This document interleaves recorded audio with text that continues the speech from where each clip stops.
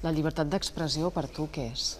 La llibertat d'expressió per jo és aquella llibertat que tenen els oprimits per poder opinar sobre els opressors i sobretot contra aquells poderosos que ja estan protegits per lleis o qualsevol altra mena de protecció. Crec que aquesta és la verdadera llibertat d'expressió i sobretot per poder opinar sobre governants, dirigents. Nosaltres som el poble, nosaltres som la base i nosaltres som els que patim les seves guerres, els que patim les seves retallades i hauríem de tenir dret a opinar perquè també viven de la nostra suor, vulguis o no. Són càrrecs públics i nosaltres hem de tenir dret a opinar i a criticar-los. I es pot dir de tot?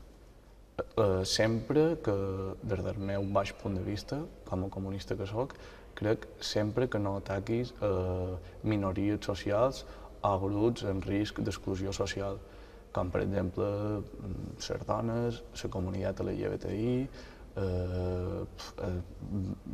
grups que pateixen per això, un risc social, atacant aquesta gent me pareix ser d'un miserable.